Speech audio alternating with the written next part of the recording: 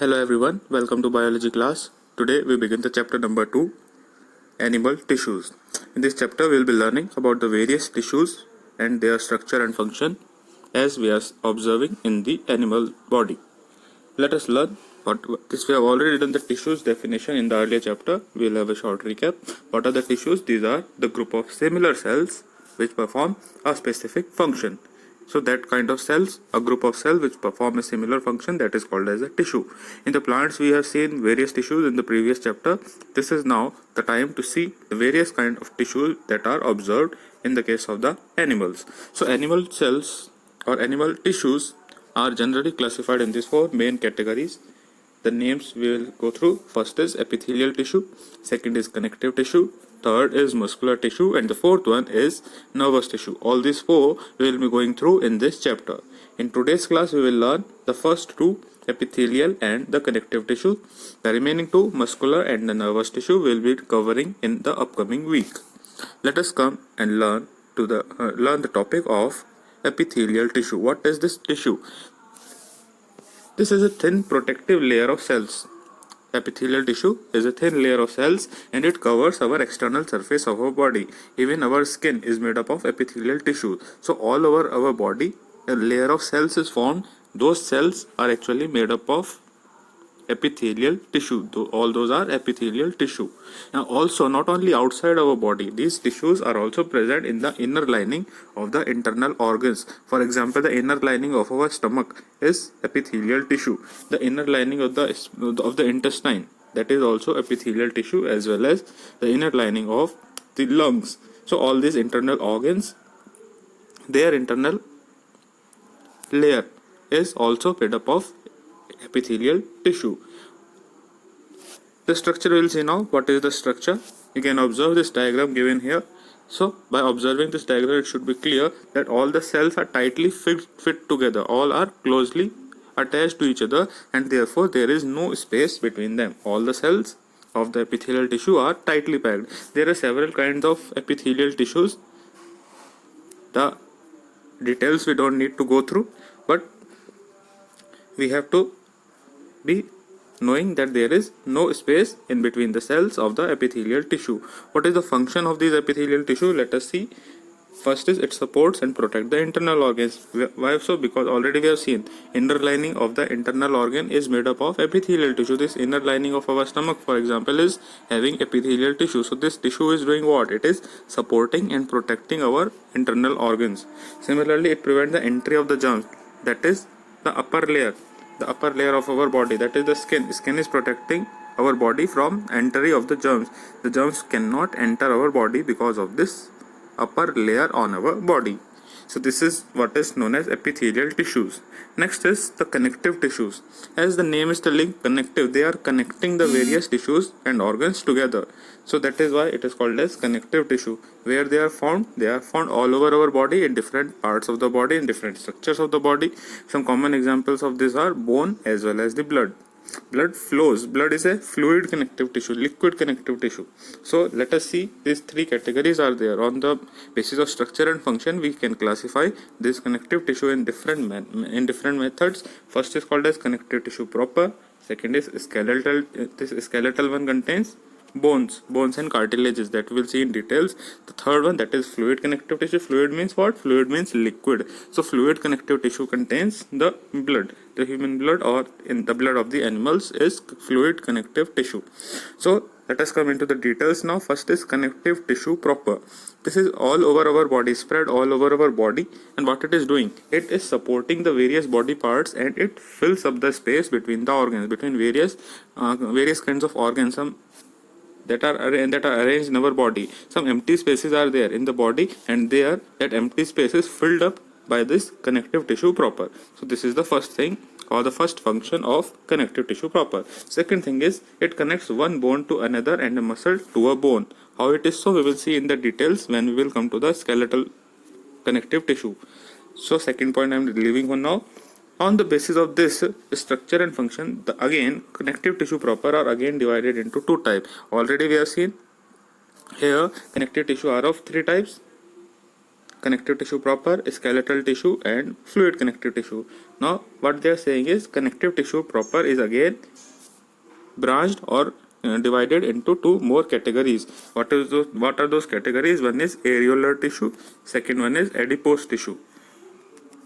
One by one we will see now both of these. Areolar tissue is here.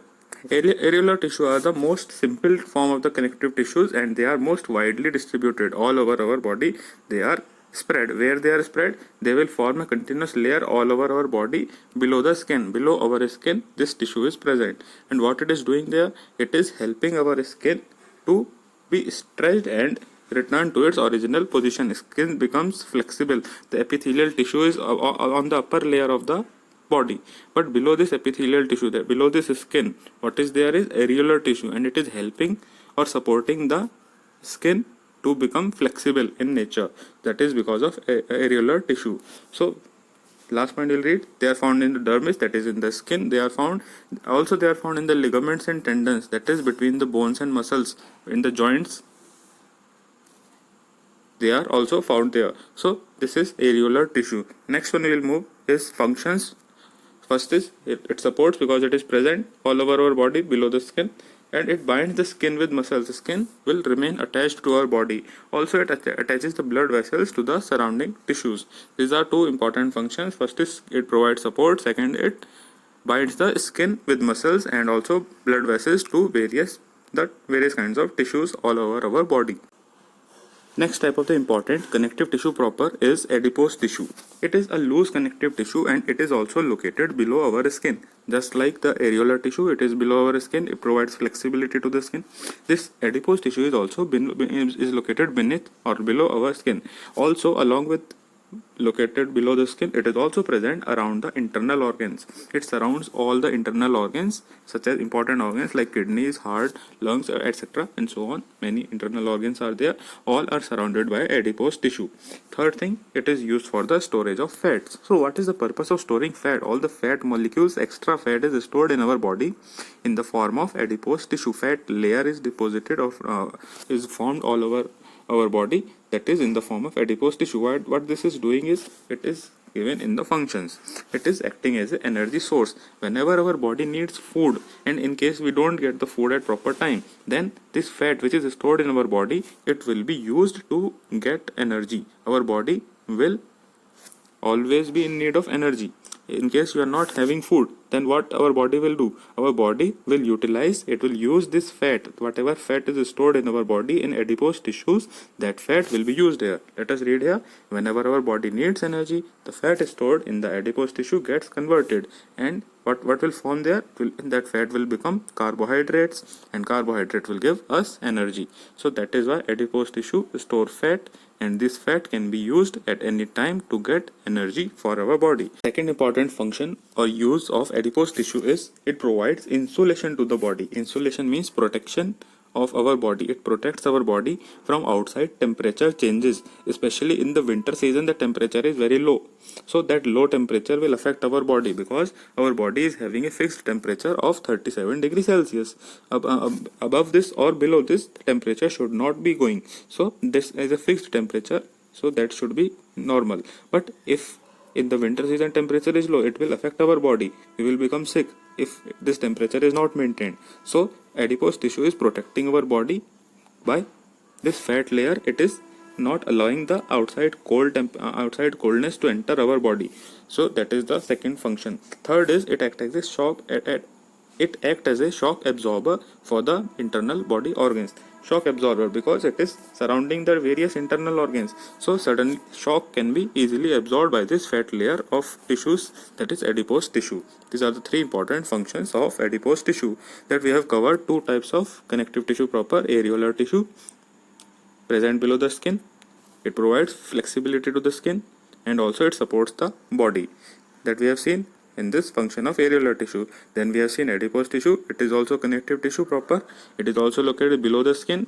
It stores fat and also present all around our internal organs. Functions we have seen: energy source. It is an energy source. Second, it provides insulation to the body, and third, it is a shock absorber. The second type of tissue we will learn now is skeletal tissues. Skeletal tissues are supporting tissues. They support the body in the form of cartilages and bones. So because they are providing support, in simple words we can say they form the internal skeleton of the body. They will form the skeleton of the body of the animals, the vertebrates in animals. So cartilage and bone, one by one we'll see. First we'll see cartilage. Cartilage is found at the tip of nose. You can see at the tip of your nose, that pointed part of the nose, it is much softer. It is not like a normal bone. It can be bent easily. Also the external projections of the ears also can be bent. So those are not bones. Those are actually made of cartilage. Other things, internally in our body, cartilage is in the rings of trachea, the windpipe. Also the bronchial tubes. These are inside the lungs. So all these body parts are made up of cartilage. So this reason question we can ask, why we can twist our nose and external ears? Because the reason is because they are made up of cartilage. Cartilage is not that much hard like a bone. That is why it can be easily bent. The structure we will read now. What is its structure is, first it is non-porous. Porous means pores are there, and non-porous means no pores are there, means no holes are there, nothing can cross this. So it is non-porous, translucent and soft tissue, soft and elastic tissue. It is elastic, that is why ears can bend. So soft elastic tissue and without blood vessels. No blood vessels are there and no nerves are there. Nerves are not in this, blood vessels are not in this. But in the case of bones, we will see that blood vessels are there. In the bones, blood vessels are there. In the cartilage, blood vessels are not there. Second point, it consists of a thick ground substance called matrix. It is composed of this substance that is called as matrix. The another name of cartilage is made up of which kind of cell? Cartilage is a tissue, and tissue is a group of cells. So which type of cells are there? That is this name you have to learn. Mark in your book. Cartilage contains chondrocyte cells. This name you have to remember. It contains chondrocyte cells, and when these cells rapidly divide and their number increases, what will form there? It will lead to the formation or growth of the cartilage. So cartilage contains what? Cartilage tissue is made up of chondrocyte cells. The function will read what it is doing. It is protecting and supporting the body from shocks. It is protecting the body from shocks. Sudden shocks can be easily absorbed by the cartilages. Let us come to the next one, that is bones.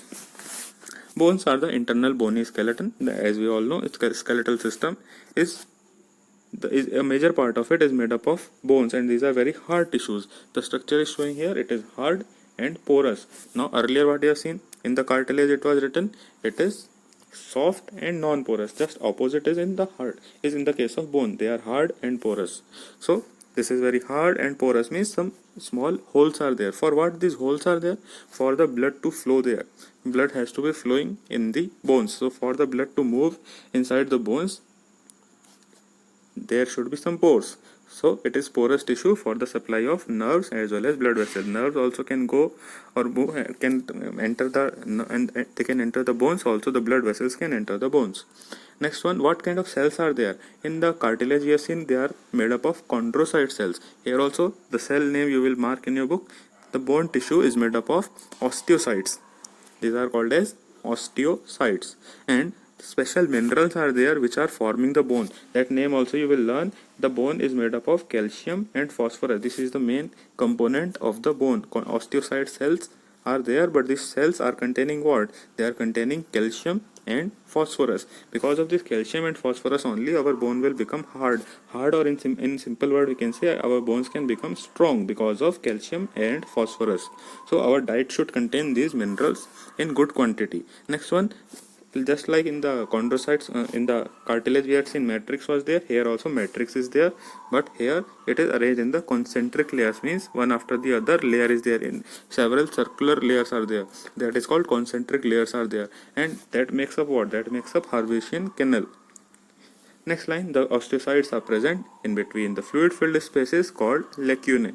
These spaces in between, they are called as lacunae. In between the different osteocytes, there are certain fluid filled spaces.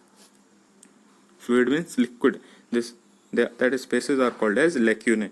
This is not that much important. You should be knowing the function at least. The bones are doing what? They are making the framework of the body because of the skeletal system. So they make the framework of the body. And second thing, they protect our vital organs, especially the heart, brain, and the spinal nerves are protected by the bones.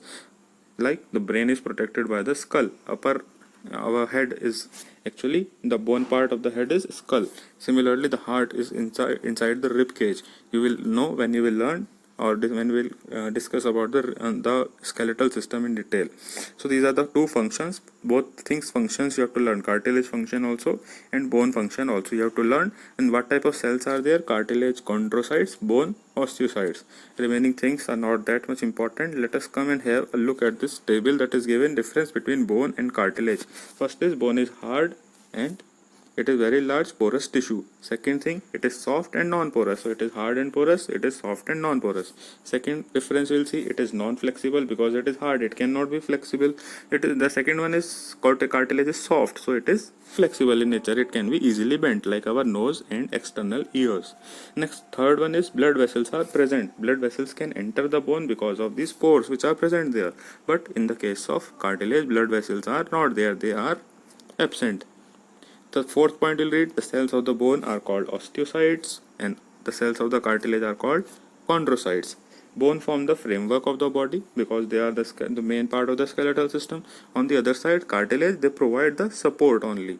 Main framework will be made of the bone, but those bones will be supported by the cartilage. Cartilage are helping the bones only. They are providing support to the body and they are providing flexibility to the body. If all the bones only are there, if our body is not having any cartilage, for example, only bones are there, then we cannot bend our body.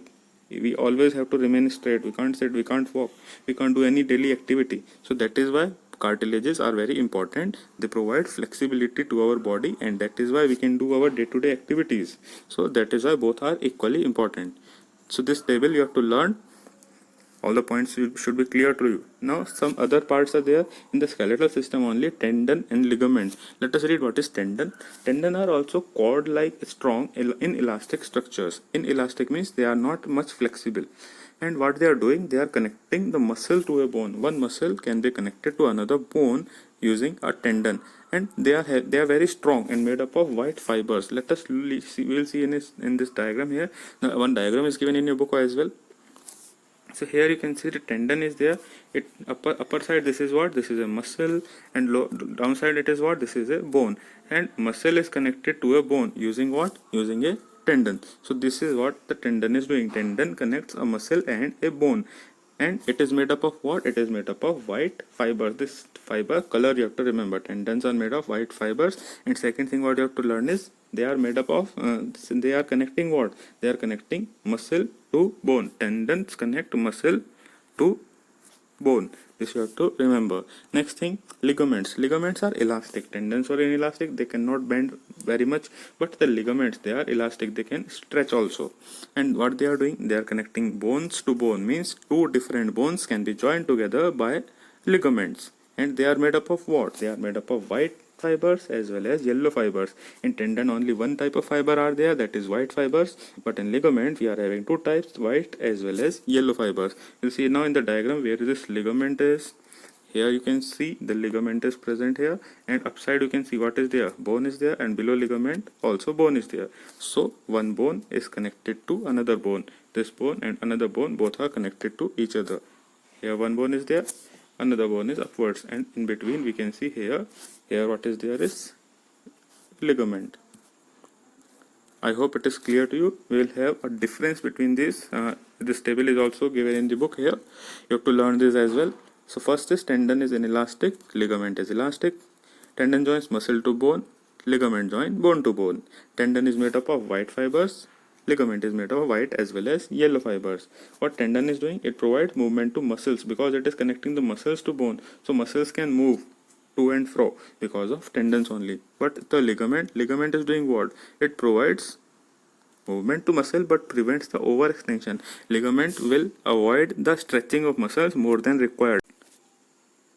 So this table giving the difference between tendon and ligament, go through this in the book and you have to learn this as well as note down in the notebook, a question will be given at the exercise time. That time we can do. Now you can learn easily from the book. Now we are having this book exercise answers. To choose the correct and the fill in the blanks answer are mentioned here. You can take a pause and note these answers in your textbook. Next one we are having here the remaining answers of the book exercise, true, false, and match the following. The next one is choose the odd one out. These all answers we have completed today. The remaining exercise, whatever is left, we will complete this full chapter in the upcoming class. Any doubt regarding today's class, you can ask in the comment section. At the end of the video, now we will be discussing the revision test paper which was given to you last week. Its solution we will discuss now.